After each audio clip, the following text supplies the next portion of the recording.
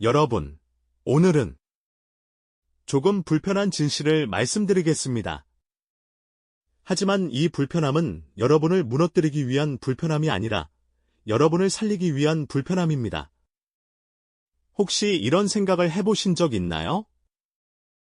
나는 평생을 조심하며 살아왔는데 말도 예쁘게 하고 상대 기분 상할까봐 한 번 더 참아주고 분위기 깨질까봐 내 마음을 접고 부탁도 웬만하면 들어주고 갈등 생기면 내가 먼저 미안하다고도 했는데 왜 이상하게도 내 주변엔 나를 깎아내리려는 말들이 생길까? 왜 나만 유난히 뒷말의 주인공이 되는 것 같을까? 여러분, 결론부터 말씀드리겠습니다.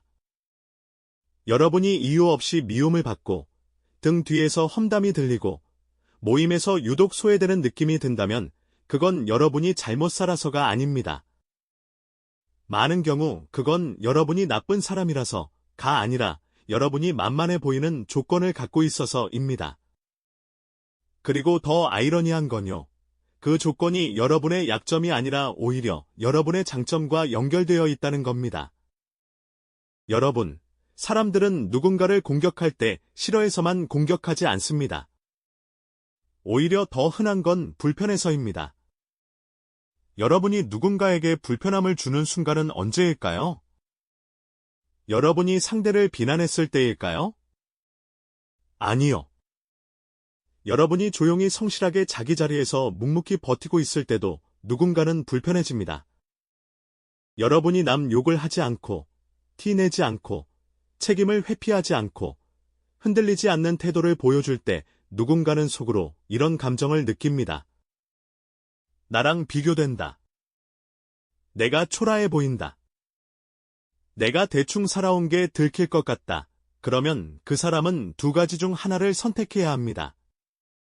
자신의 삶을 고쳐서 성장하든가 아니면 여러분을 끌어내려서 안도하든가. 안타깝게도 비열한 사람들은 후자를 선택합니다. 왜냐하면 성장하는 건 고통스럽고 남을 끌어내리는 건 쉽거든요. 그래서 여러분은 어느 순간 사람들의 불편함을 자극하는 거울이 됩니다. 그리고 거울이 싫은 사람은 거울을 닦지 않습니다. 거울을 깨려고 합니다. 여러분을 미워하는 게 아니라 여러분이 비추는 현실을 견디지 못해 여러분을 깨뜨리려 드는 겁니다. 그래서 이런 말이 나옵니다. 쟤는 착한 척해. 쟤는 속을 모르겠어. 쟤는 은근히 사람 무시해. 말 없는 사람은 뒤에서 더 무섭다.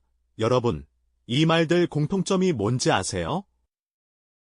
근거가 없습니다. 증거가 없습니다. 사실도 아닙니다. 그런데 더 무섭게 퍼집니다. 이유는 간단합니다. 그건 정보가 아니라 감정 배출이기 때문입니다. 그 사람의 불안, 결핍, 열등감이 말로 분출되는 겁니다. 여러분은 지금 욕을 먹는 게 아니라 누군가가 자기 내면을 견디지 못해 밖으로 쏟아낸 쓰레기를 대신 받고 있는 겁니다. 그런데 왜 하필 착한 사람들이 이런 일을 더 자주 겪을까요? 여기서 현실적인 진실 하나를 말씀드리겠습니다. 험담하는 사람들은 강한 사람을 잘 건드리지 않습니다. 강한 사람을 건드리면 돌아오는 대가가 크거든요. 대신 그들은 반격하지 않을 것 같은 사람을 찾습니다. 싸움 싫어하는 사람, 분위기 깨는 걸 두려워하는 사람, 관계를 끊으면 죄책감을 느끼는 사람, 마지막까지 예의를 지키는 사람, 내가 참으면 돼지로 끝내는 사람. 여러분이 좋은 사람이라서가 아니라 여러분이 끝까지 참아줄 것 같아서 표적이 되는 겁니다. 그리고 여기서 비극이 시작됩니다. 여러분이 평생 쌓아온 배려가 상대에게는 호의가 아니라 출입증으로 읽힙니다. 이 사람은 내가 무례해도 용서하겠네? 이 사람은 나를 미워하지 않겠네? 이 사람은 이미지가 중요하네. 그러면 그들은 여러분을 인성 테스트장으로 씁니다. 오늘은 한번 빈정대고, 내일은 한번 흘리고, 그 다음엔 대놓고 무시합니다. 그리고 여러분이 끝까지 참아주면 그들은 확신합니다. 이 사람은 반격하지 않는다. 여러분, 이게 핵심입니다. 세상은 착한 사람을 미워한다기보다 착한 사람을 만만하게 착각하는 겁니다. 자, 이제 심리학으로 들어가 보겠습니다. 여러분이 겪는 이 이유 없는 공격에는 대표적으로 두 가지 심리가 붙어 있습니다. 시기심과 투사입니다. 여기서 많은 분들이 헷갈리는 게 질투와 시기심의 차이입니다. 질투는 부럽다, 나도 갖고 싶다에서 시작됩니다. 하지만 시기심은 다릅니다. 나는 못 갖는다. 그러면 너도 못 갖게 해야지. 시기심은 상대가 가진 좋은 것을 내가 얻지 못하면 차라리 오염시키고 파괴해서 상대도 나처럼 불행해지길 바라는 마음입니다. 여러분이 유독 이유 없이 공격받는다면 그건 여러분이 그들이 도저히 갖지 못하는 무언가를 갖고 있기 때문일 수 있습니다. 재력일 수도 있고, 사람들에게 신뢰를 받는 성품일 수도 있고, 어떤 풍파 속에서도 흐트러지지 않는 평온함일 수도 있습니다. 여러분이 가진 그 정돈된 에너지 자체가 그들의 내면을 아프게 찌르는 겁니다. 그리고 투사가 작동합니다. 투사는 내가 가진 부정적인 감정을 내가 감당 못하니까 그걸 타인에게 던져버리는 방어기제입니다. 내 속에 열등감이 있지만 인정하기 싫으면 제가 잘난 척해라고 말합니다. 내가 속으로 비열함을 품고 있으면 제가 계산적이야 라고 말합니다. 내가 불안하면 쟤는 뭔가 수상해라고 말합니다. 여러분, 이게 얼마나 무서운지 아세요? 험담이라는 건 여러분을 묘사하는 말 같지만 사실은 그들의 내면을 고백하는 말일 때가 많습니다. 그러니 여러분이 듣는 황당한 이야기들에 너무 큰 의미를 부여하지 마세요. 그건 여러분의 실체가 아니라 그들의 그림자가 밖으로 튀어나온 겁니다. 그런데 여러분이 더 괴로운 이유는 이게 마음만 아픈 사건이 아니라는 겁니다. 소외를 겪으면 몸이 아픕니다. 가슴이 답답하고, 속이 울렁거리고, 잠이 깨고, 밥맛이 떨어지고, 자꾸만 그 장면이 재생됩니다. 이건 여러분이 유난히 약해서가 아닙니다. 인간의 뇌는 사회적 배제를 생존 위협으로 처리하도록 설계되어 있습니다. 과거에는 무리에서 밀려나는 게 곧 죽음과 연결되었기 때문입니다. 그래서 우리의 뇌는 지금도 단톡방에서 일십당한 것 같은 느낌, 모임에서 소외된 것 같은 느낌을 단순한 기분 문제가 아니라 경보로 받아들입니다. 지금 너 위험해. 지금 너 혼자가 될 수 있어. 그러니까 여러분이 아픈 건 정상입니다. 문제는 그 경보가 진짜 위험이 아니라 타인의 왜곡에도 울린다는 거죠. 자, 이제부터가 진짜 중요합니다. 그럼 어떻게 끊어내야 할까요? 여러분이 이 영상을 보고 내 탓이 아니구나에서 끝나면 내일도 똑같이 당합니다. 우리에게 필요한 건 품격 있게 차단하는 기술입니다. 착함을 포기하지 않으면서도 표적이 되지 않는 방법.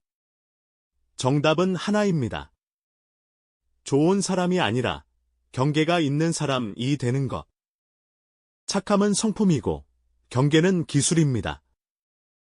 성품은 지키되 기술은 배워야 합니다. 첫 번째 기술은 감정을 설명하지 말고 사실을 짧게 말하는 겁니다.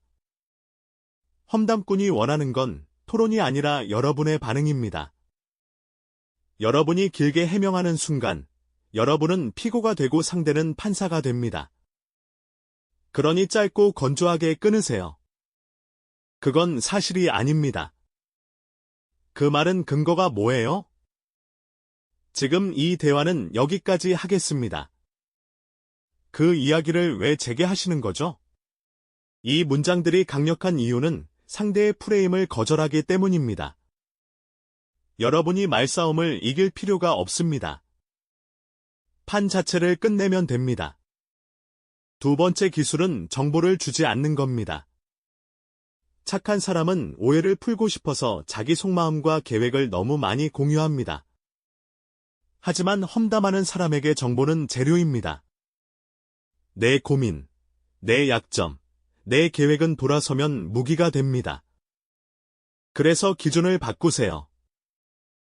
친절은 공개, 속마음은 비공개.